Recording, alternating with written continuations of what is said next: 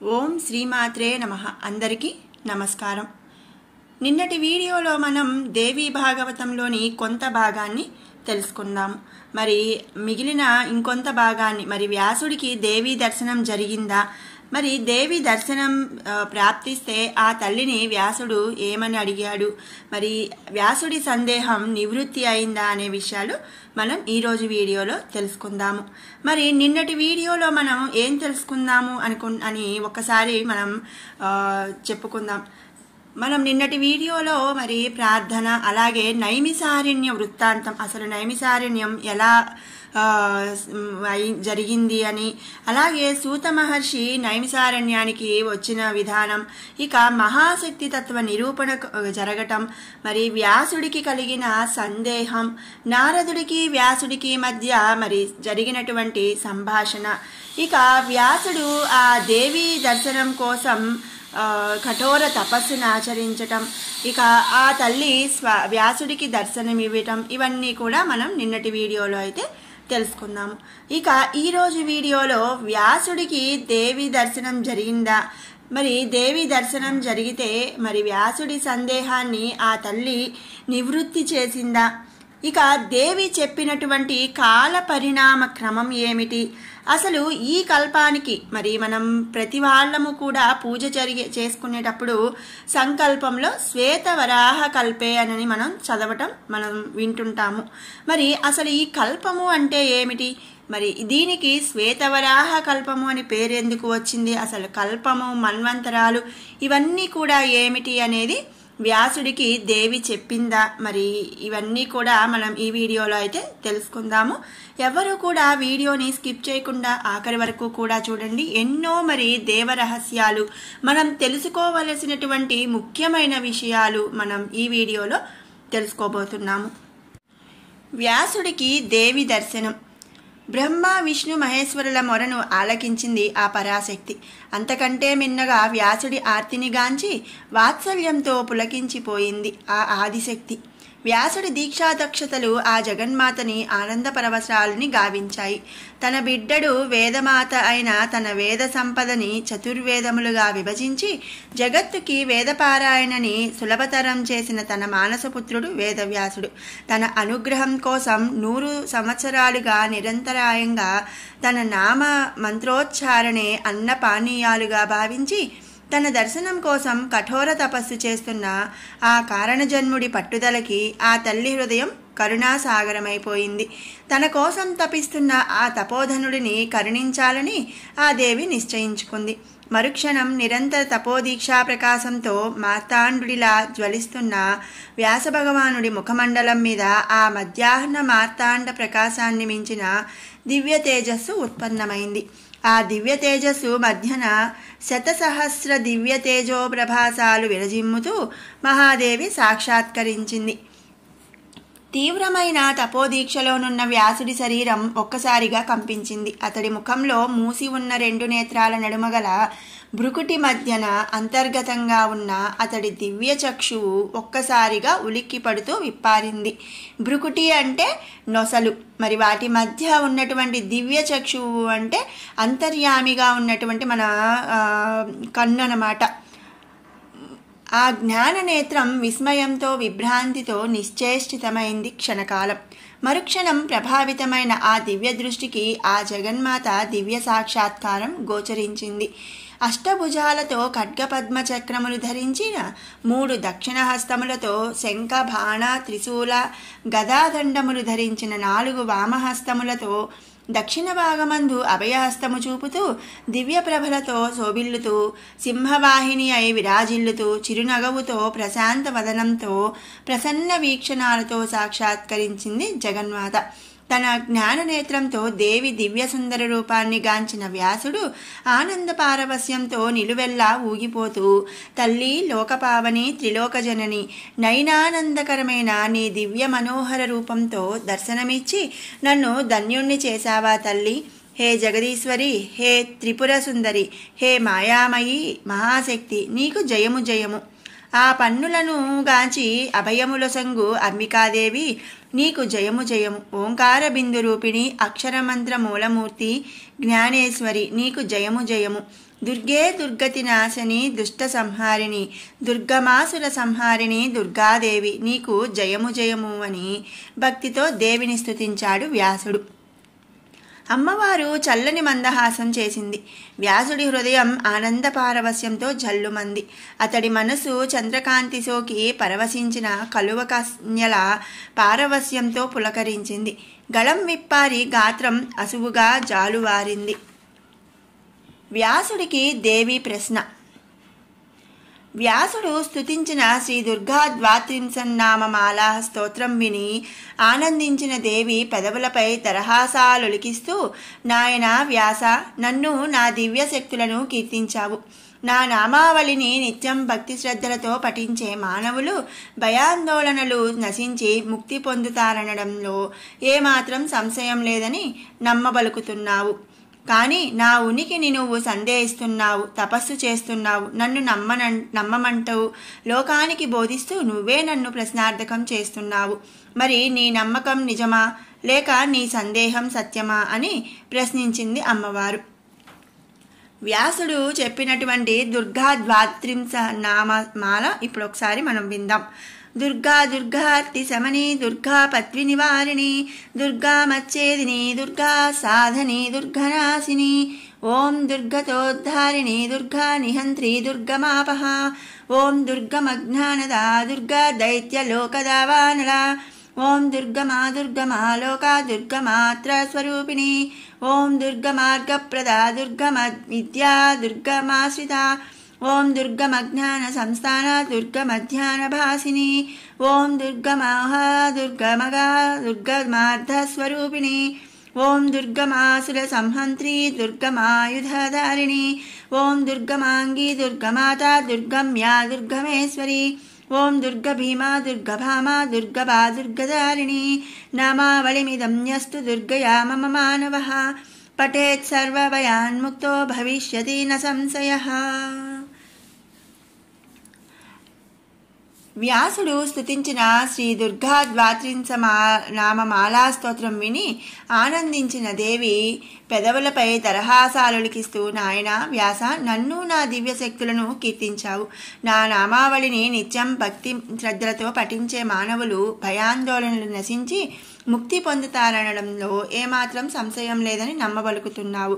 కానీ నా ఉనికిని నువ్వు సందేహిస్తున్నావు, తపస్సు చేస్తున్నావు, నన్ను నమ్మమంటూ లోకానికి బోధిస్తూ నువ్వే నన్ను ప్రశ్నార్థకం చేస్తున్నావు.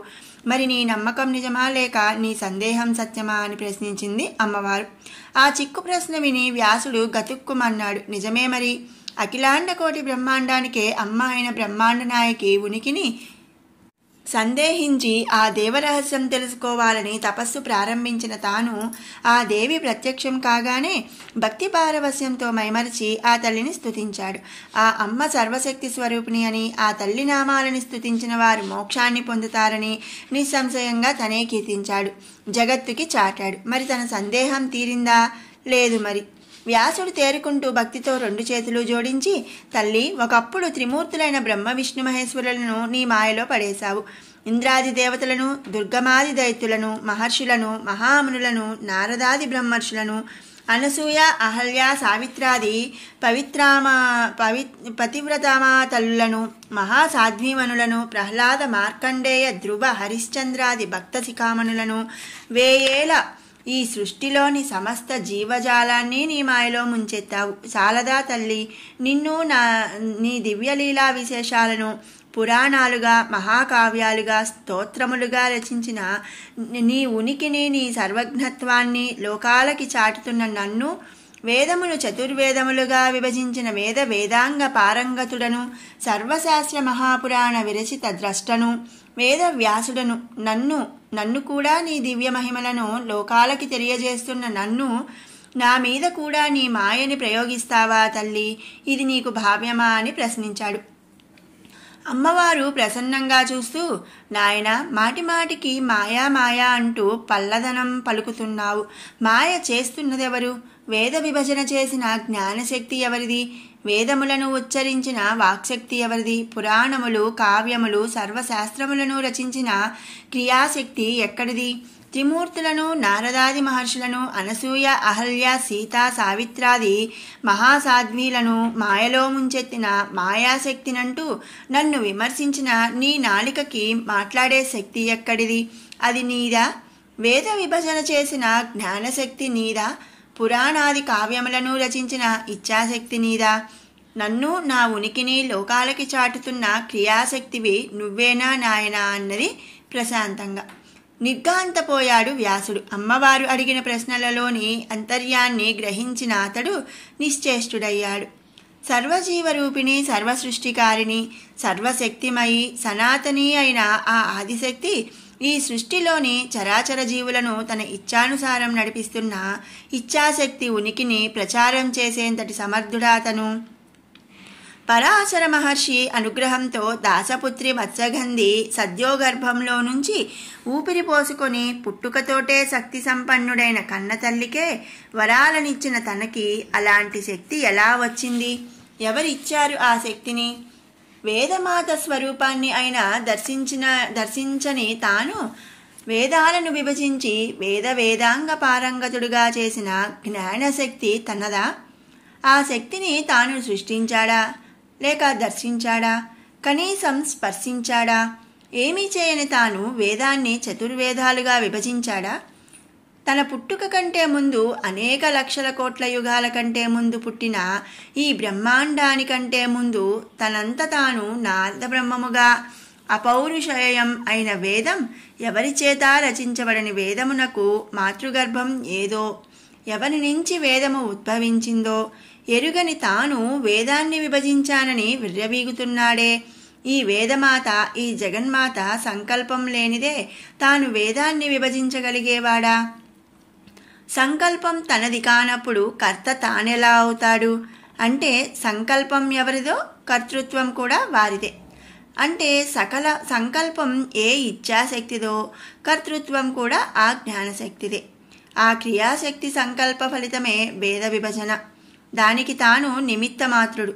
కర్తృత్వం తల్లిది, ప్రతిష్ట తనయుడిది. తనని నిమిత్త మాత్రుడిని చేసి వేదమాతే వేదాన్ని విభజించింది. ఆ కీర్తి ప్రతిష్టలని తనకి కట్టబెట్టింది. ఈ యథార్థాన్ని గ్రహించలేక నేనంటూ అహంకారంతో విర్రవీగి ఎంత తప్పు చేశాడు. వ్యాసుడి అంతర్మథనం గ్రహించిన దేవి మందహాసం చేసి, నాయనా, నేను నాది అంటూ అహంకరించడమే మాయ. ఒకసారి ఇలా అహంకరించిన బ్రహ్మ విష్ణుల గర్వం ఎలా నశించిందో నువ్వే నీ పురాణ గ్రంథాల్లో రచించావు కదా అన్నది. వ్యాసుడు నెమ్మదిగా తేరుకుంటూ, నేను రచించిన పురాణాలు నువ్వు చదివావా తల్లి అని ప్రశ్నించాడు విస్మయంగా. ఆ ప్రశ్న విని ఫక్కున నవ్వింది దేవి. ఇంత చెప్పిన తర్వాత కూడా మళ్ళీ మాయలో పడుతున్నావా అన్న అంతరార్థం దేవి నవ్వులో ద్యోక్తమైంది. వ్యాసుడు తప్పు తెలుసుకొని చెంపలు వేసుకుంటూ, అర్థమైంది తల్లి, ఆ పురాణాలకి మూలం నువ్వు, ఈ జగత్తుకి మూలం నువ్వు. నీకు తెలియనిదేది ఈ సృష్టిలో లేదు. నాలో ఉన్నది నువ్వు. నన్ను నిమిత్త మాత్రుడిని చేసి ఆ పురాణాలు రాసుకున్నది నువ్వు. అక్షరానివి నువ్వు. చతుర్వేదాలను విభజన చేసింది నువ్వు. సర్వశాస్త్రాలను సృష్టించింది నువ్వు. కావ్యానివి నువ్వు, వేదానివి నువ్వు, వేదమాతవి నువ్వు, జగత్తువి నువ్వు, జగన్మాతవి నువ్వు. సృష్టివి నీవు, స్థితివి నీవు, లయవు నీవు, నాదము నువ్వు. ఆ సప్తబ్రహ్మవి నువ్వే. ఆ పరబ్రహ్మమును చైతన్యం చేసిన ఆదిశక్తివి నువ్వే. మాయామేయ జగత్తుని నేను నాది అనే మాయలో పడేస్తున్న మహామాయవి నువ్వు. ఈ సత్యాన్ని తెలుసుకోవడమే జ్ఞానం. అది మరచి నేను నాది అంటూ అహంకారంతో నిన్ను నిలదీశాను, నిందించాను. నన్ను క్షమించు తల్లి. బిడ్డడి తప్పుని తల్లి పాటించదు. దాసుడి దోషం దండముతో సరి, అనుగ్రహించు మాత అంటూ ప్రార్థిస్తూ దేవి పాదాల ముందు సాష్టాంగ ప్రణామం చేశాడు వ్యాసుడు. వ్యాసుడి జ్ఞాన దృష్టికి గోచరిస్తున్న ఈ దివ్య సన్నివేశాన్ని చూస్తూ వ్యాసుడే అచ్చరు పొందుతున్నాడు. తన దృష్టికి గోచరిస్తూ తన ముందు తనలాంటి వ్యాసుడు మరొకడా? తనకి కలిగిన సందేహమే మరో వ్యాసుడికి కలిగిందా? తను కాక మరొక వ్యాసుడు ఉన్నాడా? ఎవరతడు? ఎక్కడుంటాడు? అసలు వ్యాసులు ఎందరు? ఒకరా, ఇద్దరా, అనేక మందా? వ్యాసుడి సందిగ్ధాన్ని గ్రహించిన అమ్మవారు చిరునవ్వు నవ్వి, నాయనా వ్యాస, నీది సందేహం కాదు, అది యథార్థం. ఇప్పుడు శ్వేతవరాహ కల్పంలోని 7వ వైవస్వత మన్వంతరంలో నడుస్తుంది. ఈ మన్వంతరంలో ఇప్పుడు జరుగుతున్నది 28వ ద్వాపర యుగం. ప్రతి ద్వాపర యుగంలోనూ నా సంకల్పం చేత వైష్ణవంశ సంభూతుడిగా ఒక వ్యాసుడు జన్మిస్తాడు. అతడు వేదాలను విభజిస్తాడు, పురాణాలని శాస్త్రాలని రచిస్తాడు. ఆ కలియుగాంతమున ఉత్తమగతి పొందుతాడు. ఆ విధంగా ఈ శ్వేతవరాహ కల్పంలోని వైవస్వత మన్వంతరమందు నడుస్తున్న 28వ చతుర్యుగంలోని ద్వాపరమందు జన్మించిన 28వ వ్యాసుడివి నువ్వు. నీకంటే ముందు జన్మించిన వ్యాసుడినే ఇప్పుడు నీ దివ్య దృష్టితో తిలకించావు. ఇప్పుడు నీకు వచ్చిన సందేహమే నీ ముందటి ద్వాపరంలో జన్మించిన వ్యాసుడికి వచ్చింది అని చెప్పింది. వ్యాసుడు తన పాలభాగం మీద జ్ఞానమండలం మధ్యన దేవిని దర్శిస్తూ, తల్లి, ఈ తనయుడి సందిగ్ధతని తొలగించు, ఇలా ప్రశ్నిస్తున్నందుకు మన్నించు. అసలు వ్యాసులు ఎందరు? నాకంటే ముందు ఎందరు? నా తర్వాత ఎందరు? ఒక జన్మలోని వ్యాసుడే మరలా పునర్జన్మిస్తున్నాడా, లేక వేర్వేరు వ్యాసులు జన్మిస్తున్నారా? విపులంగా వివరించు తల్లి అని ప్రార్థించాడు ఆర్తితో. దేవి మందహాసం చేసి, నాయనా, నీ ప్రశ్నలో సృష్టి రహస్యం యావత్తు ఇమిడి ఉంది. మొట్టమొదటిసారి బ్రహ్మాండమును సృజించిన నేను లోకాలని నిర్మించి లోకేశులను సృష్టించాను. వారికి సృష్టి స్థితిలయముల కర్తవ్యములు అప్పగించిన తర్వాత ప్రపంచ మనుగడ కోసం కాల నిర్ణయం చేశాను. నాచే నిర్ణయించబడిన కాలభ్రమణం చేతనే నిమిషాలు, క్షణాలు, దినాలు, సంవత్సరాలు, ఋతువులు, యుగాలు, మన్వంతరాలు, కల్పములు గణించబడుతూ ప్రపంచమనుగడ సాగిస్తోంది. కల్పాంతమున ప్రళయం సంభవించి జీవరాశి నశిస్తోంది. కల్పారంభములో మరలా జీవ సృష్టి జరుగుతోంది. సృష్టిలో అన్నిటికన్నా విలువైనది కాలము. అట్టి కాలమునకు అధినేత్రిని, ఆ కాలముని నేనే. లోకాలోకముల స్థితిగతులను, సూర్యచంద్ర నక్షత్ర గ్రహాదుల గమనమును, బ్రహ్మ విష్ణు మహేశ్వరుల వ్యక్తావ్యక్త జ్ఞాన ఇచ్ఛా క్రియాశక్తిని నేనే నిర్ణయించిన కాలమానము ప్రకారం పరోక్ష పరదేవతనైన నేనే ఈ సృష్టి క్రమమును నిర్వర్తిస్తున్నాను. అట్టి కాలమానము గురించి వివరిస్తాను, విను అని ఆ విశేషాన్ని ఇలా చెప్పసాగింది జగన్మాత. దేవి చెప్పిన కాల పరిణామ క్రమము. సృష్టి క్రమాన్ని అనుసరించి కాలమానము 3 విధములుగా నిర్ణయించబడింది. అవి బ్రహ్మమానము, దేవమానము, మనుష్యమానము. ఇందు మనుష్యమానమును అనుసరించి కనురెప్పపాటు కాలమును ఒక లిప్త అంటారు. 60 లిప్తలు ఒక విఘడియ, 60 విఘడియలు ఒక ఘడియ, 7:30 గడియలు ఒక జాము, 8 జాములు ఒక రోజు, అంటే రాత్రి పగలు. 7 రోజులు కలిపితే ఒక వారం, 15 రోజులు కలిపితే ఒక పక్షం, ఇక 30 రోజులు కలిపితే ఒక మాసం. ఇట్టి మనుష్య మాసము పితృదేవతలకి ఒక రోజు. 365 రోజులు లేదా 12 మాసాలు ఒక సంవత్సరం. ఇట్టి ఒక మనుష్య సంవత్సరంలో ప్రతి నెలకి 2 పక్షములు, అవి శుక్లపక్షము, కృష్ణపక్షము. అలాగే 2 మాసములకి ఒక ఋతువు. అట్లే ప్రతి 6 మాసాలకి ఒక ఆయనము, ఉత్తరాయణం, దక్షిణాయనం. ఈ విధంగా ఒక మనుష్య సంవత్సరంలో 365 రోజులలో 52 వారాలు, 12 మాసాలు, 6 ఋతువులు, 2 ఆయనాలు వస్తుంటాయి. ఉత్తరాయణం సూర్యుడు మకర రాశిలో ప్రవేశించినప్పటి నుంచి మిథున రాశిలోకి ప్రవేశించి నివసించు 6 మాసాల కాలమే ఉత్తరాయణం. ఇక దక్షిణాయనం సూర్యుడు కర్కాటక రాశిలో సంక్రమించి ధనురాశిలో ఉండు కాలము 6 మాసాలే దక్షిణాయనం. సూర్యుడు మకర రాశిలో ప్రవేశించే దినమే మకర సంక్రమణం. అప్పటి నుంచి నెలకి ఒక రాశి వంతున 12 మాసాల్లో 12 రాశుల్లో సూర్యుడు నివసిస్తాడు. కాలపురుషుడిని అనుసరించి మనుష్య కాలమును 4 యుగాలుగా విభజించారు. అవి 1 కృతయుగం, 2 త్రేతాయుగం, 3 ద్వాపరయుగం, 4 కలియుగం. ఇవే యుగములు మరలా వస్తూ ఉంటాయి. ఇక మరి కృతయుగములో 17,28,000 సంవత్సరాలు కృతయుగం ఉంది. ఇక త్రేతాయుగంకి వచ్చేసరికి 12,96,000 సంవత్సరాలు త్రేతాయుగం ఉంది. 8,64,000 సంవత్సరాల పాటు ద్వాపర యుగం. ఇక కలియుగం 4,32,000 సంవత్సరాలు. ఈ 4 కలిపి ఒక మహాయుగం అని చెప్పి చెప్తారు. ఈ మహాయుగం 43,20,000 సంవత్సరములు అన్నమాట. ఇది మనుష్యమానము. ఇక దేవమానం విషయానికి వస్తే ఇక ఒక మానవ మాసము పితృదేవతలకి ఒక రోజు, ఒక మానవ సంవత్సరం పితృదేవతలకి ఒక పక్షం. 12 మానవ సంవత్సరాలు పితృదేవతలకి ఒక పుష్కరం, అంటే 12 సంవత్సరాలు.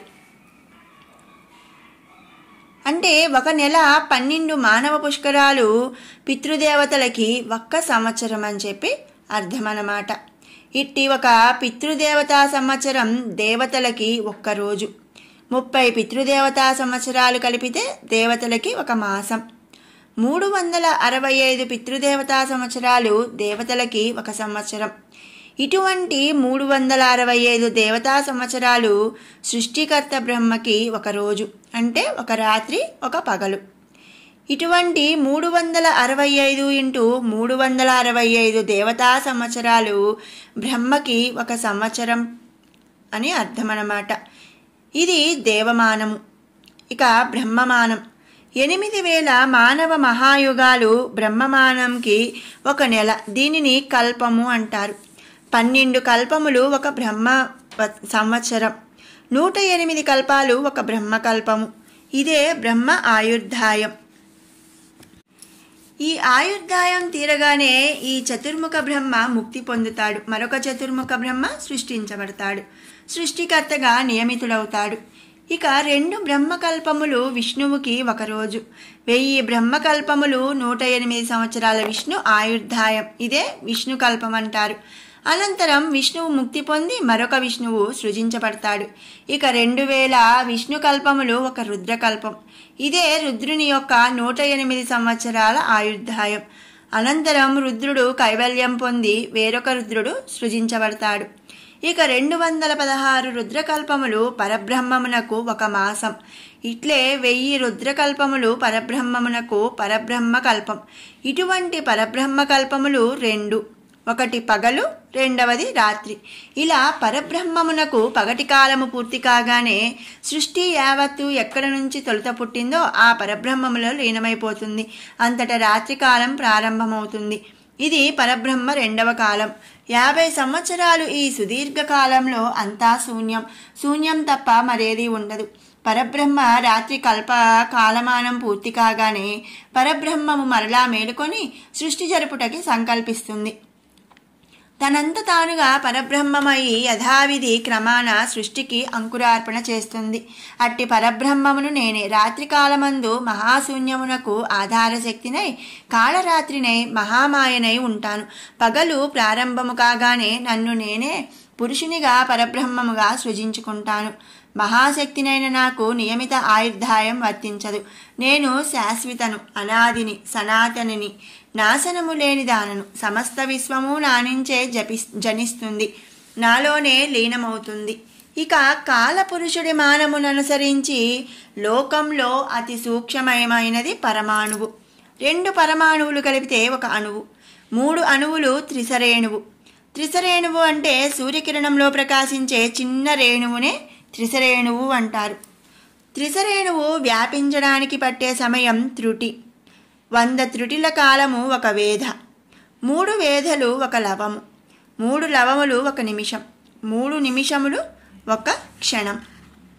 5 క్షణాలు ఒక కాష్ట. 15 కాష్టములు ఒక లఘువు. 15 లఘువులు ఒక నాడిక. 2 నాడికలు ఒక ముహూర్తం. 7 నాడికలు ఒక ప్రహారం లేదా యామం. 4 ప్రహారములు ఒక పగలు. మరో 4 ప్రహారములు ఒక రాత్రి.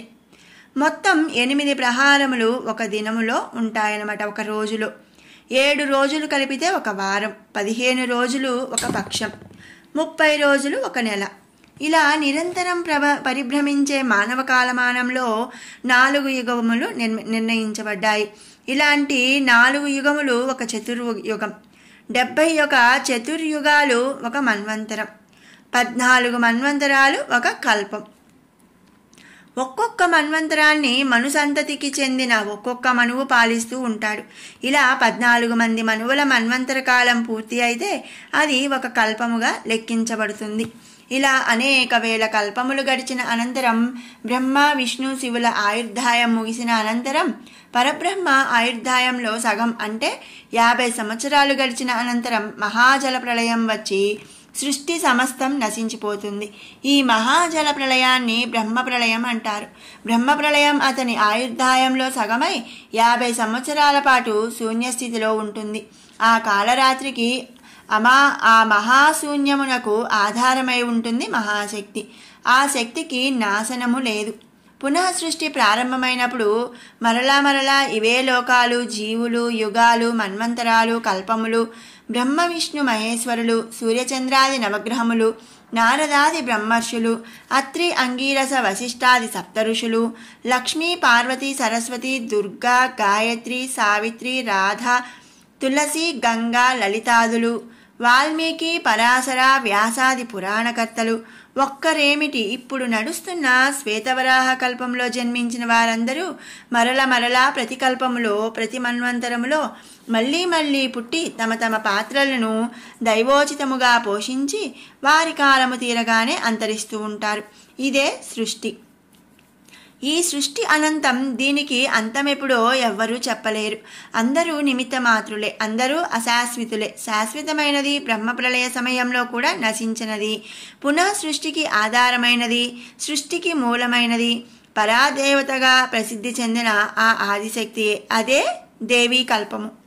ఇట్టి అనంతకాల చక్ర పరిభ్రమణంలో ఇప్పుడు అసంఖ్యాక కల్పాలలో ఒకటైన శ్వేతవరాహ కల్పము జరుగుతుంది. ఈ కల్పమునకు ఈ పేరు ఎందుకు పెట్టబడిందంటే శ్వేతవరాహ కల్పము యొక్క పుట్టుక. శ్వేత వరాహ అంటే తెల్లని, వరాహము అంటే పంది. సృష్టికర్త అయిన బ్రహ్మదేవుడు తన జీవితకాలంలో ఒకరోజు పగటిపూట యథావిధిగా సృష్టి కార్యం నిర్వహించిన తదుపరి రాత్రి సమీపించడం చేత తన కర్తవ్యాన్ని ప్రక్కన పెట్టి నిద్రకి ఉపక్రమించాడు. ఇది మానవ కాలమానం ప్రకారం 365 సంవత్సరాలు, దేవతా కాలమాన ప్రకారం 1 సంవత్సరం. ఆ సమయంలో దైత్యులకి తల్లి అయిన దితి అభ్యర్థన మేరకు ఆమె భర్త బ్రహ్మమానస పుత్రుడు అయినటువంటి కశ్యప ప్రజాపతి తన భార్య దితితో సంగమించాడు. అంతటా ఆమెకి హిరణ్యకశిపుడు, హిరణ్యాక్షుడు అనే దానవ వీరుడు జన్మించారు. కశ్యప ప్రజాపతి మరో భార్య అదితికి ఇంద్రాది దేవతలు జన్మించారు. వారు వైకుంఠవాసుడైన శ్రీహరి అండదండలతో మహాబలవంతులై అనేక సార్లు తమ దాయాదులైన దానవుల మీద దాడులు చేసి తరిమి కొట్టారు. అలా భూలోకం మీద ఆశ్రయం కోల్పోయిన దానవులు పాతాళానికి పారిపోయి అక్కడ తలదాచుకున్నారు.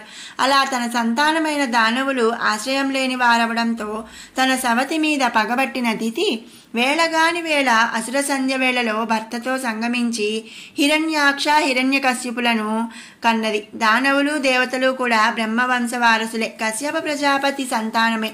అయినా సవతులైన వారి తల్లుల మధ్య ఏర్పడిన కక్ష కాస్త ద్వేషంగా మారి ప్రతీకారానికి దారితీసింది. పైగా దేవతలకి అండగా విష్ణువు నిలవడం వల్ల దానవులకి విష్ణువు కూడా దేవతలతో పాటు విరోధి అయ్యాడు. విష్ణువే బ్రహ్మవంశమునకు మూల పురుషుడు. విష్ణువు నాభి కమలంలో నుంచే బ్రహ్మ జన్మించాడు. ఆ విధంగా దేవతలతో పాటు దానవులకి కూడా తాత అయిన విష్ణువు సమాన న్యాయం పాటించకుండా దేవతలకి కొమ్ము కాయడం దానవుల ఆగ్రహానికి కారణమైంది. అయితే విష్ణువు మహాబలవంతుడు, మాయావి. క్షీర సముద్రంలో నివసించే విష్ణువు ఎప్పుడే రూపు ధరిస్తాడో, ఎక్కడ దాగి ఉంటాడో ఎవరూ చెప్పలేరు.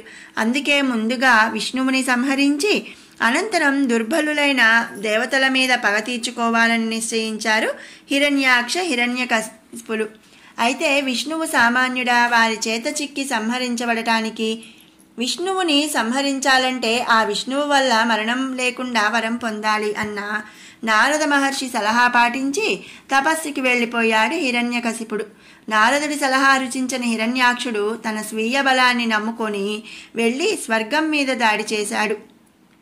అతడి పరాక్రమానికి తాళలేక పారిపోయిన దేవతలు బ్రహ్మదేవుని వద్దకు వెళ్ళి మొరపెట్టుకున్నారు. పితామహ, నీ వంశజులమైన మమ్మల్ని ఆ హిరణ్యాక్షుడు నానా హింసలు పెట్టాడు. మా లోకాన్ని నుంచి మమ్మల్ని తరిమేశాడు. నువ్వు మాకు దిక్కు. ఆ హిరణ్యాక్షుడిని శిక్షించి మాకు న్యాయం చెయ్యి అని ప్రార్థించారు ఇంద్రాది దేవతలు. అప్పుడు దేవతల కాలమానం ప్రకారం బ్రహ్మకి ఒక పగలు పూర్తి అయి రాత్రి ముసురుకొస్తుంది. బ్రహ్మకి నిద్ర ముంచుకొస్తుంది.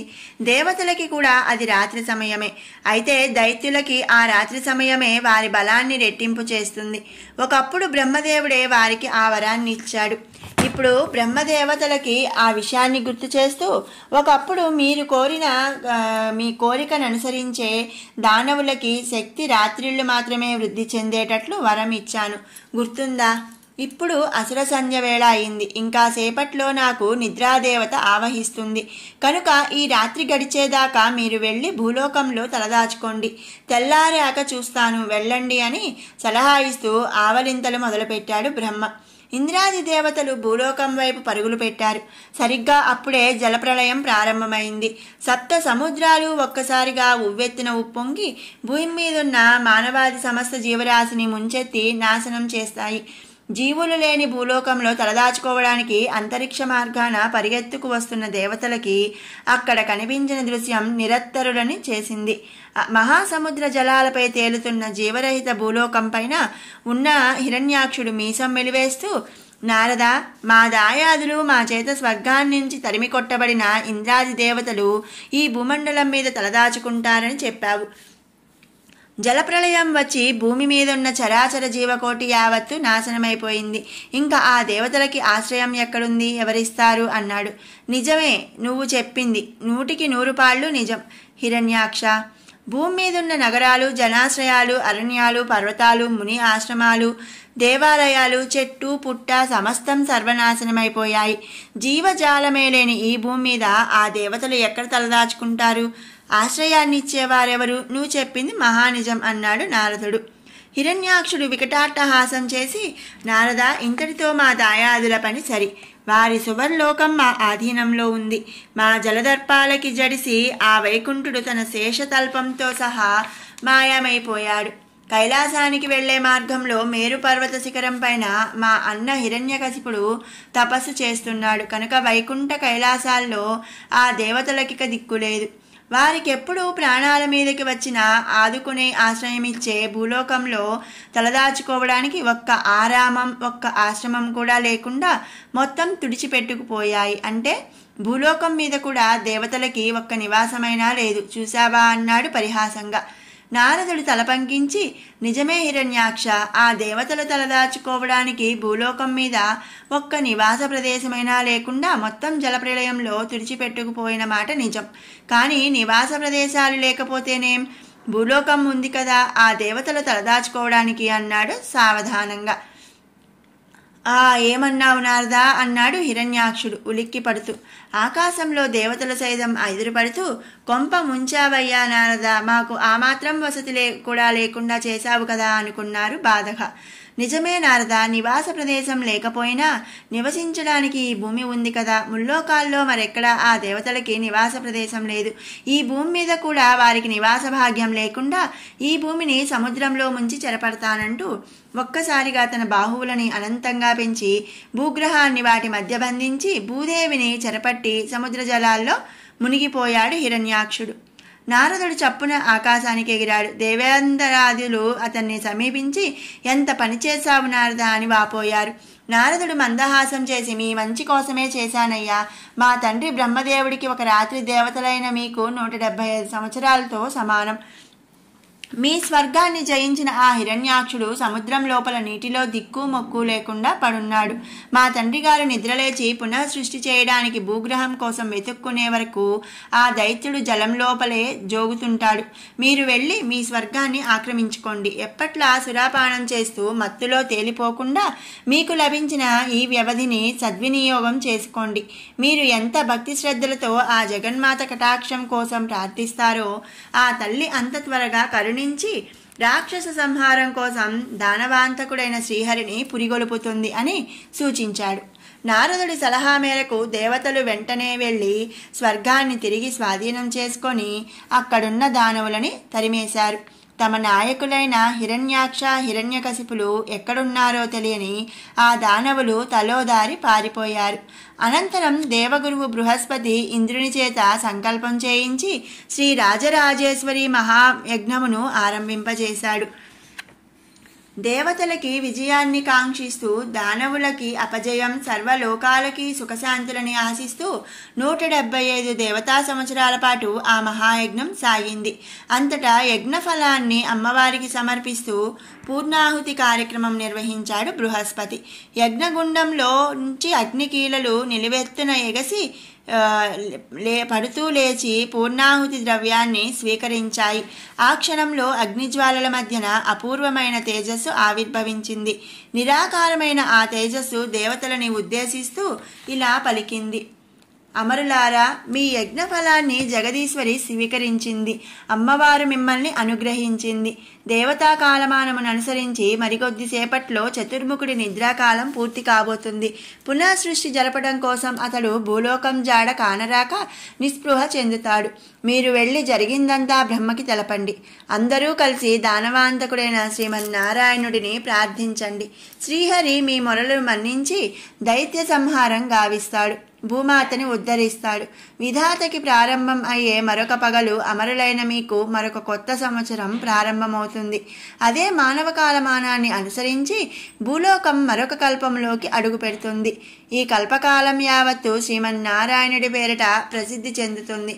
అదిగో చతుర్ముఖుడు మేలుకొంటున్నాడు. వెలుగు రేఖలు విప్పారుతున్నాయి. బయలుదేరండి, శుభం భూయాత్ అని ఆ జగదీశ్వరి చెప్పింది. ఆ అశరీరవాణి వాక్కు ముగించగానే ఇంద్రాది దేవతలు జయహో జగన్మాత జయ జయహో అంటూ యజ్ఞవాటికకి నమస్కరించి యజ్ఞప్రసాదాన్ని స్వీకరించి మనోవేగంతో బ్రహ్మలోకానికి పరుగులు తీశారు. చతుర్ముఖుడు అప్పుడే మేలుకుంటూ సృష్టి కార్య నిమిత్తం భూలోకం వైపు దృష్టి సారించాడు. ఏది ఎక్కడా ఎటువైపు చూసినా భూమండలం కంటికి కనిపించలేదు. అనంత జలరాశి దర్శనమిస్తోంది. జీవసృష్టి చేయడానికి భూలోకం కనిపించకపోయేసరికి విధాత విస్తుపోయాడు. అంతలో దేవేంద్రాదులు అతడిని సమీపించి వందనాలు సమర్పించారు. పితామహ, దితిగర్భాన జన్మించిన హిరణ్యాక్షుడు భూదేవిని చెరపట్టి సముద్ర గర్భంలో దాక్కున్నాడు. వాడిని సంహరించి భూమిని రక్షించగలవాడు శ్రీమన్నారాయణుడేనని జగన్మాత సందేశం పంపింది అని వివరించాడు దేవగురువు బృహస్పతి. బ్రహ్మదేవుడు తక్షణం మానసమందు శ్రీహరిని సంకల్పించి, తండ్రి ఆది మధ్యాంతరహిత నీ ప్రియసతి వసుంధరని హిరణ్యాక్ష దైత్యుడు చెరపట్టాడు. విశ్వాత్మ కుడివైన నీకు తెలియనిది ఏదీ లేదు. కానీ లోక సాంప్రదాయం అనుసరించి మేము కోరనిదే చొరవ తీసుకోకూడదని భావించి మిన్నకున్నావా తండ్రి? నీవు తక్షణం వైకుంఠం నుండి కదిలి దైత్యుని సంహరించి భూదేవి చెర విడిపించకుంటే సృష్టి కార్యం ఆగిపోతుంది. అందుచేత అనేక ఉపద్రవాలు సంభవిస్తాయి. జగత్తులో శాంతి ధర్మాలు నశిస్తాయి. ఓ ఆది మధ్యాంతరూప శ్రీమన్నారాయణ, మా మొరలు ఆలకించు. ఈ ఉపద్రవాన్ని నుంచి లోకాలని రక్షించు. పాహిమాం దేవ పాహిమాం పాహిమాం అంటూ బ్రహ్మ ప్రార్థించాడు.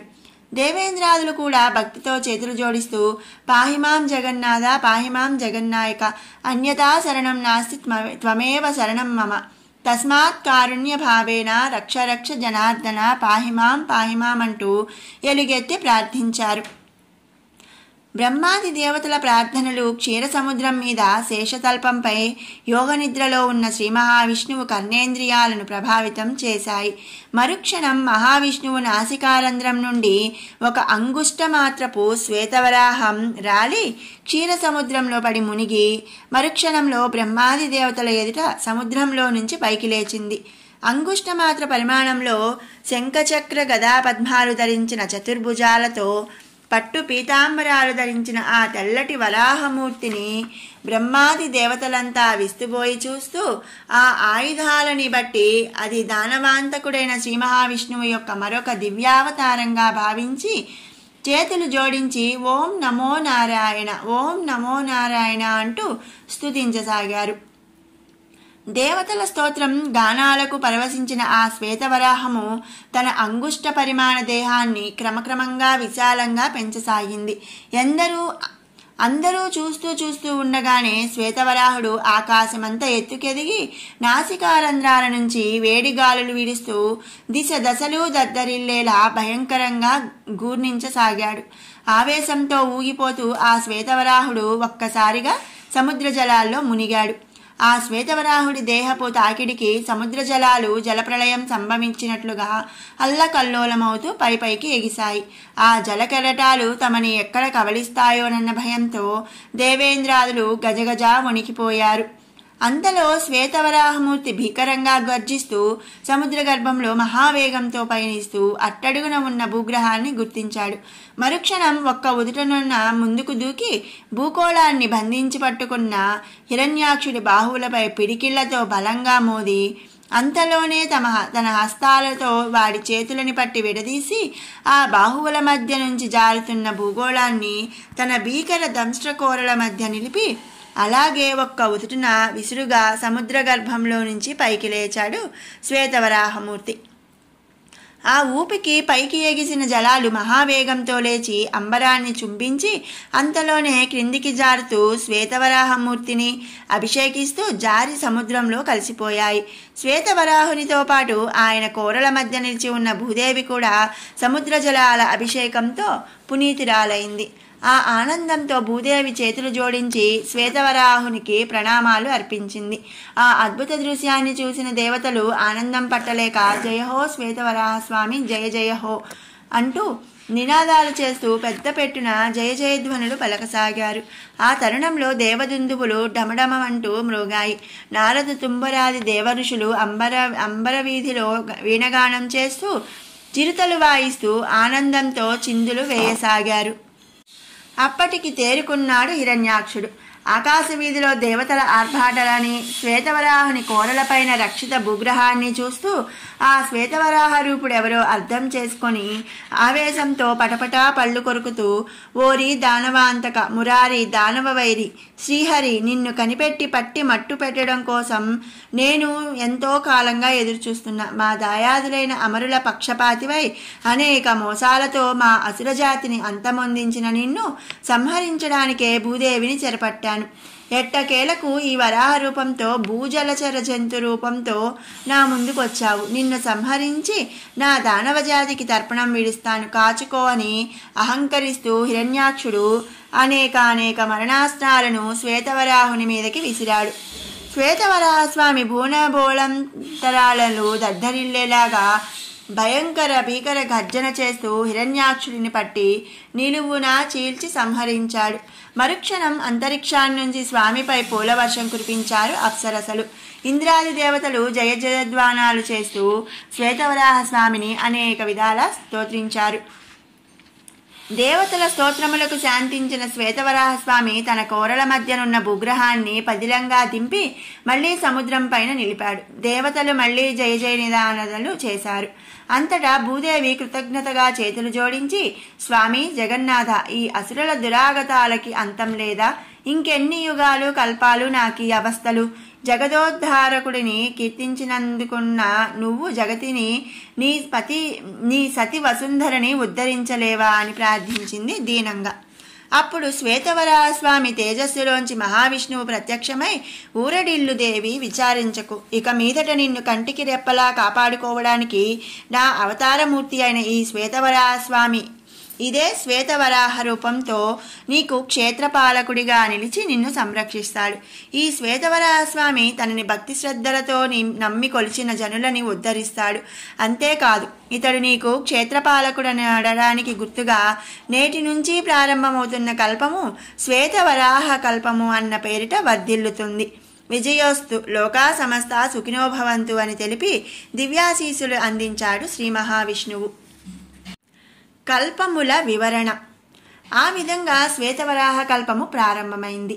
మరి ఈ శ్వేతవరాహ కల్పమునకు ముందు దేవీ కల్పము, రుద్రకల్పము, విష్ణు కల్పము బ్రహ్మకల్పము అనేవి అనేకం వచ్చాయి. దేవీ కల్పములో శక్తి స్వరూపిణి అయిన దేవి ప్రాధాన్యము అణువణువున వ్యక్తమవుతుంది. ఇందు బ్రహ్మ విష్ణు రుద్రులు సృష్టి స్థితి లయకారకులైన వీరు దేవీ ఆజ్ఞా పాలనావర్తులు. ఈ కల్పములోని సృష్టి క్రమం మాత్రం యథావిధిగా జరుగుతుంది. ఇక రుద్రకల్పములో నిరామయ నిరంజనుడైన శివుడు ప్రధాన పాలకుడు. దేవి ఇతనికి అర్ధశరీరిణి అయి నిరంతరం ఇతనికి సహకారిణిగా ఉంటుంది. బ్రహ్మ విష్ణువులు సృష్టి స్థితుల కారకులై ఈ మహాశివుడి ఆజ్ఞను వర్తనులై ఉంటారు. ఈ కల్పంలో సృష్టి స్థితి లయములు పూర్వకల్పము మాదిరి యథావిధిగా జరుగుతాయి. ఇక బ్రహ్మకల్పములో నిరాకారుడు నిర్వికారుడు అయిన పరబ్రహ్మము ప్రధాన పాలకుడు. ప్రపంచ సృష్టి జరుప నిశ్చయించి ఈ నిరాకారుడు తనని తను సాకారుడిగా సర్వేశ్వరుడిగా సృజించుకుంటాడు. ఈ సర్వేశ్వరుడి దక్షిణ భాగము నుండి సదాశివుడు, వామభాగము నుండి సర్వేశ్వరి సృజించబడతారు. వీరిరువురు ఒక్కటిగా కలిసి అర్ధనారీశ్వరులు అవుతారు. వీరిని పరాశక్తి పరమేశ్వరుడిగా పరబ్రహ్మము ప్రకటిస్తాడు. ఈ పరమేశ్వరితో పాటు సదాశివుడి వామభాగము నుండి మరొక పురుషోత్తముడు సృజించబడతాడు. అతడే విష్ణువు. ఇతడే పోషణకర్త. ఇతడి నాభికమలము నుండి సృష్టికర్త చతుర్ముఖ బ్రహ్మ ఉద్భవిస్తాడు. ఆ తదుపరి ఈ బ్రహ్మరోదనలో నుంచి రుద్రుడిగా సదాశివుడు అవతరించి లయకారకుడు అవుతాడు. వీరంతా పరబ్రహ్మము యొక్క ఆజ్ఞానువర్తులై ఉంటారు. మిగతా సృష్టి యథాతథంగా జరుగుతుంది. ఇలా ఒకదాని తదుపరి మరొకటి అనేక కల్పములుగా సృష్టి జరుగుతోంది. ఒక్కొక్క కల్పము వచ్చినప్పుడు ఆ కల్ప ప్రధాన దేవత పాలనలో ఆ కల్పమంతా జరుగుతుంది. కల్పానుసారాన్ని బట్టి ప్రధాన దేవతకున్న అనేక నామాల్లో సందర్భానుసారం ఆ కల్పనామం నియమితమవుతుంది. ఒకప్పుడు దేవీ కల్పము జరిగినప్పుడు ఆ కల్పమునకు పద్మకల్పము అన్న నామం చెప్పబడింది. అసంఖ్యాక దేవీ కల్పాలలో పద్మకల్పం ఒకటి. అట్లే అసంఖ్యాక విష్ణు కల్పాలలో ఇప్పటి శ్వేతవరాహ కల్పం మరొకటి. ఈ శ్వేతవరాహ కల్పమునకు ప్రధాన పాలకుడు శ్రీ మహావిష్ణువు. బ్రహ్మ శివులు ఇతని ఆజ్ఞానువర్తనులై ఉంటారు. పరమేశ్వరియే జగన్మాత అయి జయలక్ష్మి అయి తన ఇచ్ఛాశక్తితో పాటు శ్రీ మహావిష్ణువు వక్షస్థల నివాసి అయి శ్రీయకాంతయ్యై సిరి సంపదలను నెలవై శ్రీ మహాలక్ష్మిగా కొలువు తీరి ఉంటుంది. ప్రధాన పాలకుడైన విష్ణువు దుష్ట శిక్షణార్థం దశావతారములు ఎత్తి లోకశాంతి నెలకొల్పుతాడు. మన్వంతరాల వివరణ. ఇలా సృష్టి క్రమంలో అనేక కల్పములు ఒకదాని తదుపరి మరొకటి వస్తుంటాయి. ప్రతి కల్పములోనూ 14 మంది మనువులు జన్మిస్తారు. ఒక కృత, త్రేత, ద్వాపర, కలియుగముల మొత్తం కాలము 43,20,000 సంవత్సరాలు. ఈ చతుర్యుగముల పూర్తి కాలము ఒక మహాయుగం. 71 మహాయుగములు ఒక మన్వంతరం. 14 మన్వంతరాలు ఒక కల్పం. ఇక్కడ కల్పకం అంటే చతుర్ముఖ బ్రహ్మకి ఒక బ్రహ్మమాన సంవత్సరం. ఈ శ్వేతవరాహ కల్పములోనూ 14 మన్వంతరాలు ఉన్నాయి. ఒక్కొక్క మన్వంతరానికి ఒక్కొక్క మనువు అధిపతిగా ఉంటాడు. బ్రహ్మమానస పుత్రులు 10 మంది. వీరే మొట్టమొదటి ప్రజాపతులు. దక్ష ప్రజాపతి వీరిలో ఒకడు. బ్రహ్మమానస పుత్రులలో మొదటివాడు స్వయంభూ మనువు. మానవ సంతతికి మూల పురుషుడు ఇతడే. సర్వ మన్వంతరాలకు ఇతడే అధిపతి. ఇతడి అర్ధాంగి శతరూప. ఒకనాడు ప్రజాపతి బ్రహ్మ తన ప్రథమ పుత్రుడైన స్వయంభూ మనువును అనుగ్రహిస్తూ, నాయన స్వయంభువ, నువ్వు ప్రజలను సృష్టించేందుకు తగిన శక్తిమంతుడివి కావడానికి ఆ మహాదేవిని ఆరాధించు, ఆ జగన్మాత అనుగ్రహాన్ని పొందువని ఉపదేశించాడు. తన తండ్రి బ్రహ్మదేవుని ఆదేశాన్ని పాటించి స్వయంభువుడు నిశ్చల మనస్కుడై నిరంతరం దేవీనామస్మరణ పిపాసి అయి కఠోర తపస్సు చేశాడు. అతడి ఆకలి, నిద్ర, శ్వాస, ప్రాణం, తపస్సు సర్వం దేవీనామ కీర్తన స్మరణమయం అయిపోయింది. నమో నమస్తే దేవేసి జగత్కారణ కారణే శంఖచక్ర గదాహస్తే నారాయణ హృదాశ్రితే వేదమూర్తే జగన్మాత కారణస్థాన రూపిణి వేదత్రయ ప్రమాగ్నే సర్వదేవ సుతే శివే. మహేశ్వరి మహాభాగే మహామాయే మహోదయే మహాదేవ ప్రియావాసే మహాదేవ ప్రియంకరి. ఈ విధంగా స్వయంభువు మానసికంగా చేసిన అనేక స్తోత్ర పాఠాలకు జగన్మాత సంతోషించి అతని ముందు ప్రత్యక్షమైంది. దేవీ దర్శనం లభించగానే స్వయంభువుడు భక్తి పారవస్యంతో ఉప్పొంగిపోయాడు. తల్లి ఆర్తత్రాణపరాయణి, ఆది మధ్యాంతరహిత స్వరూపిణి, ఆదిశక్తి జగద్దోద్ధారిణి, హే జగన్మాత, నీ దర్శన భాగ్యంతో నన్ను కరుణించావా తల్లి. సర్వశక్తి రూపిణివి, సృష్టి స్థితిలయకారిణివి, త్రిమూర్తులైన బ్రహ్మ విష్ణు శివుల ఆత్మరూపిణివి అయిన ఓ జగజ్జనని, నీ దివ్య మహత్తులను కీర్తించడం 1000 శిరసులు గల ఆ ఆదిశేషుడికైనా తరంగాదు. నిన్నెంచ నేనెంత వాడిని తల్లి. సర్వమంగళ మాంగళ్యే శివే సర్వార్థ సాధకే శరణ్యే త్రయంబకే దేవి నారాయణీ నమోస్తుతే. త్రిలోక వంద్యే లోకేశి మహామాంగళ్య రూపిణి, నమస్తేస్తు పునర్భూయో జగన్మాతర్ నమో నమః. మహామాయ మహాశక్తి మహాదేవి నమో నమః. నా ఈ మనఃపూర్వక నమస్కారాలని పూజా పుష్పాలుగా స్వీకరించు, నీ కరుణా కటాక్షాలతో నన్ను అనుగ్రహించు అని ప్రార్థిస్తూ దేవికి సాష్టాంగ ప్రణామాలు ఆచరించాడు స్వయంభువుడు. అతడి ప్రార్థనలకు సంతసించిన దేవి ప్రసన్నరాలయి, నాయనా స్వయంభువు, ఈ శ్వేతవరాహ కల్పమునకు నీవు నీ సంతతి వారు సర్వ మన్వంతరాలకు అధిపతులవుతారు. మీ వల్ల మానవ సంతతి వృద్ధి చెందుతుంది. మానవ సంతతికి మూల పురుషులైన మీరు మనువులు అను పేరిట ప్రసిద్ధులవుతారు. మీరు పరిపాలించే కాలము మన్వంతరముగా ఖ్యాతిగాంచుతుంది. ఈ కల్పాంతమున మీరు ముక్తి పొంది నా సాయుధ్యాన్ని చేరుకుంటారు. నీ చరిత్ర విన్నవారు చదివినవారు, నీవు నాపై చేసిన స్తోత్రాలను పఠించిన వారు వంశపారంపర్య కీర్తివంతులై విద్యావంతులు ధనధాన్య సమృద్ధివంతులు అవుతారు. అప్రతిహత శక్తి సమన్వితులైన సర్వకార్య విజయములను సాధిస్తారు. ఇది నీకు నీ మానవ సంతతికి నేనిస్తున్న వరం. శుభం భూయాత్ అని ఆశీర్వదించింది ఆ జగన్మాత. ఆ విధంగా దేవీవర లబ్ధుడైన స్వయంభువు తన తండ్రి బ్రహ్మదేవుడి వద్దకు వెళ్లి జరిగిందంతా తెలుపగా విధాత సంతోషించి శ్వేతవరాహస్వామి రక్షించి యథాస్థానంలో నిలబెట్టిన భూగ్రహాన్ని చూపిస్తూ, ఇదిగో ఈ భూగోళమంతా నీదే. మనుసంతతి సృష్టించి ఈ పృథివిని పూజ్యురాలిని గావించు. యజ్ఞములతో యజ్ఞపురుషుడిని సంతృప్తిపరుస్తూ వర్ణాశ్రమ ధర్మాలను, నియమ నిష్టలను, ఆచార వ్యవహారాలను సుస్థిరం చేయి. వీటి ప్రచార నిమిత్తం మనుస్మృతి రచించు. కీర్తి ప్రతిష్టలతో చిరస్మరణవంతుడివై చిరాయువివై వర్ధిల్లు. నీకు సాటి వచ్చే పుత్రులను పొంది మన్వంతరాన్ని నిలబెట్టు. సర్వకాల సర్వావస్థలందు సర్వశక్తి రూపిణి అయిన ఆ దేవిని స్మరిస్తూ యోగ మార్గంలో నీ గమనాన్ని సాగించు అని ఆశీర్వదించాడు బ్రహ్మదేవుడు. ఆనాటి నుంచి భూగోళం మీద స్వయంభువు మనవు సృష్టి ప్రారంభమైంది. అతడు ప్రజలను సృష్టించి వర్ణాశ్రమ ధర్మాలను చాటించి ఉత్తమ మనువుగా కీర్తి పొందాడు. అతడు 71 మహాయుగాల పాటు భూలోకానికి ప్రజాపతిగా ఉన్నాడు. అతడే మనువులలో మొదటివాడు. ఇక రెండవ మనువు సార్వోచిష మనువు. ఇతడు స్వయంభువుడి పెద్ద కుమారుడు, ప్రియవ్రతుడి జ్యేష్ఠపుత్రుడు. ఇతడు పూజించిన అమ్మవారు తారిణి అనే నామంతో విరాజిల్లుతుంది. ఇతడు 71 మహాయోగాలు పాలించాడు. ఇక మూడవ మనువు ఉత్తముడు. ఇతను కూడా ప్రియవ్రతుడి పుత్రుడు, దేవీ భక్తుడు. 71 మహాయుగాలు ఏలాడు. తదుపరి 4వ మనువు తామసుడు. ఇతడు ప్రియవ్రతుడి 4వ పుత్రుడు. ఇతడి తపస్సుకి మెచ్చిన అమ్మవారు నర్మదా నదీ తీరంలో జలజాక్షిగా అవతరించి ఎన్నో వరాలు ప్రసాదించింది. ఆ తదుపరి తామసుడి తమ్ముడు రైవతుడు 5వ మనువు. సరస్వతీ బీజాక్షరంతో అమ్మవారి మహామంత్రాన్ని జపించి ఆ తల్లి అనుగ్రహానికి పాత్రుడై పదవి కాలానంతరం ఇంద్రలోకం చేరుకున్నాడు. ఇక చాక్షసుడు 6వ మనువు. ఇతడు 12 ఏళ్లు దేవి కోసం కఠోర తపస్సు చేసి ఆ తల్లి అనుగ్రహంతో భూమండలానికి 6వ మనువు అయ్యాడు. మనువులలో మాన్యుడు అన్న కీర్తి పొందాడు. ఇక 7వ మనువు వైవస్వతుడు. ప్రస్తుతం ఈ వైవస్వత మన్వంతరం జరుగుతుంది. ఇక ముందు 8వ మనువుగా మనుసావర్ని రానున్నాడు.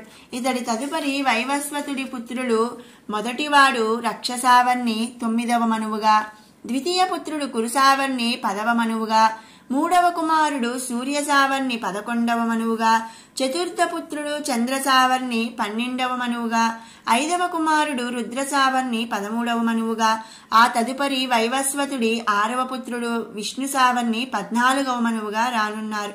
వీరంతా ఒక్కొక్కరు 71 మహాయుగాల కాలం మనువులుగా ఈ భూమండలాన్ని పాలించి ఆ తదుపరి స్వర్గానికి చేరుకుంటారు. అంతటితో శ్వేతవరాహ కల్పము ముగుస్తుంది. ఇలా 14 మంది మనువులు పాలించిన తర్వాతనే మరో కొత్త కల్పము ప్రారంభమవుతుంది. ప్రస్తుతం మన్వంతరాలలో 7వదైన వైవస్వత మన్వంతరం నడుస్తోంది. ఇందులో ఇంతవరకు 27 మహాయుగాలు పూర్తయ్యాయి. ఇప్పుడు 28వ మహాయుగం జరుగుతోంది. దీని అనంతరం మరో 43 మహాయుగాలు జరగనున్నాయి. ఆ తదుపరి శ్వేతవరాహ కల్పమునకు స్వస్తి. ఇప్పుడు వైవస్వత మన్వంతరంలో 28వ మహాయుగంలో కృత త్రేతాయుగాలు పూర్తి అయ్యి ద్వాపరయుగం చివరి అంకంలో ఉంది. ఇప్పటికే కలిఛాయలు భూలోకంలో ప్రవేశించాయి. తత్ఫలితంగా ఎన్నో ఉపద్రవాలు సంభవించనున్నాయి. వాటిలో అత్యంత భయానకమైన ఉపద్రవం కురుపాండవ సంగ్రామం. ఈ కురుపాండవుల మూలవంశం కౌరవ వంశం. ఈ వంశానికి కర్త పరాశర మహర్షి పుత్రుడు, వేద విస్తరణకర్త, అష్టాదశ పురాణకర్త అయిన విష్ణుద్వైపాయనుడు అనే 28వ వేదవ్యాసుడే ఈ కురువంశమునకు మూలకర్త. వైవస్వత మన్వంతర వ్యాసుల వివరణ. ఈ వైవస్వత మన్వంతరంలో ఇప్పటి వరకు 27 మహాయుగాలు గడిచాయి.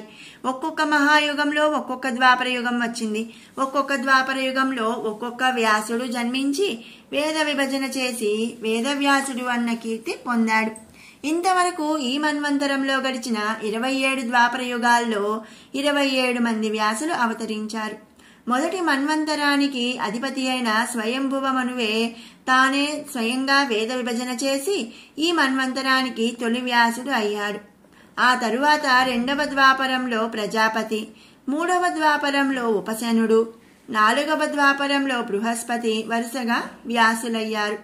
5వ ద్వాపరానికి వ్యాసుడు సూర్యుడు, 6వ మృత్యువు, 7వ మసువుడు, 8 వశిష్ఠుడు, 9 సారస్వతుడు, 10 త్రిధాముడు, 11 త్రివృష్ణుడు, 12 భరద్వాజుడు, 13 అంతరిక్షుడు, 14 ధర్ముడు, 15 త్రయ్యారుని, 16 ధనంజయుడు, 17 మేధాతిథి, 18 వ్రతి, 19 అత్రి మహర్షి, 20 గౌతమ మహర్షి, 21 ఉత్తమ మనువు, 22 వేణుడు, 23 సోముడు, ఇక 24 తృణబిందువు, 25 భార్గవుడు, 26 శక్తి. 27వ ద్వాపరానికి వ్యాసుడు జాతుకర్ణ్యుడు. ఇక ఇప్పటి 28వ ద్వాపరానికి వ్యాసుడు కృష్ణద్వైపాయనుడు. ఇలా ఒక్కొక్క మన్వంతరంలో వచ్చే 71 ద్వాపర యుగాలకి 71 మంది వ్యాసులు ఉన్నారు. ఈ వైవస్వత మన్వంతరానికే 71 మంది వ్యాసులు. ఈ శ్వేతవరాహ కల్పములోని 14 మన్వంతరాలలో వచ్చే ద్వాపర యుగాల్లో వచ్చే మొత్తం వ్యాసులు 14 × 71 అంటే 994 మంది. అంటే ఒక్కొక్క కల్పములో 994 మంది వేదవ్యాసులుగా అవతరిస్తారు. ఇప్పటి వరకు దేవి సృష్టిలో ఎన్ని కల్పాలు జరిగాయి, ఎన్నెన్ని మన్వంతరాలు జరిగాయి, ఎన్నెన్ని ద్వాపర యుగాలు వచ్చాయి, ఎందరెందరూ వేదవ్యాసులు జన్మించారు. ఈ లెక్కన ఇప్పటి శ్వేతవరాహ కల్పములోని 7వ మన్వంతరములోని 28వ ద్వాపర యుగంలోని ఈ కృష్ణద్వైపాయనుడు, ఈ వేదవ్యాసుడు ఇప్పటి వరకు వచ్చిన వారిలో ఎన్నవ వ్యాసుడు? అంతవరకు చెప్పిన దేవి వ్యాసుడి వైపు ప్రసన్నంగా చూస్తూ, చెప్పు వ్యాస, నువ్వు ఎన్నో వ్యాసుడివి అంటూ ఫక్కున నవ్వింది. ఉత్కంఠభరితంగా వింటున్న వ్యాసుడు ఉలిక్కిపడ్డాడు. ఇంతవరకు దేవీ భాగవతం పురాణ ప్రవచనం చేసిన సూత మహర్షి సాయం సంధ్యాకాలం సమీపిస్తుండటం చేత ఆనాటి ప్రవచనాన్ని అక్కడికి ఆపు చేస్తూ, మునీశ్వరులారా, నవరసభరితములైన ఆ దేవీ లీలలు ఇంకా ఇంకా వినిపించాలని నాకెంతో కుతూహలంగా ఉన్న నిత్య సంధ్యా వందన విధి నిమిత్తం నేటి పురాణ కాలక్షేపాన్ని ముగిస్తున్నాను. మరలా రేపు ఉదయం పురాణ ప్రవచనం చేసేందుకు అనుమతిని అనుగ్రహించమని ఆ దేవిని వేడుకుంటున్నాను అని చెప్పి దేవిని ఇలా స్తుతించాడు.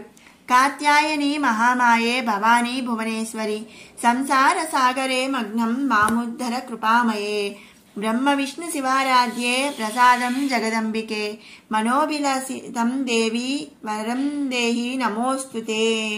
ప్రథమాధ్యాయము సమాప్తం.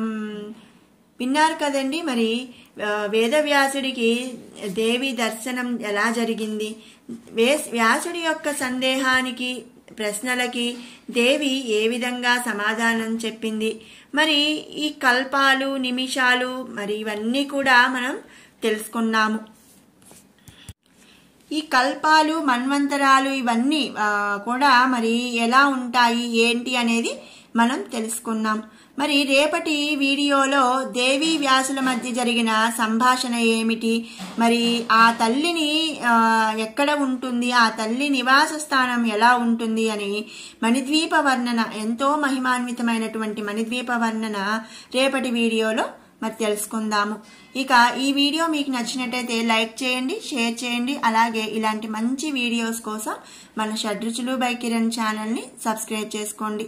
మరొక మంచి వీడియోతో మళ్ళీ కలుసుకుందాం. Thanks for watching. ఓం శ్రీ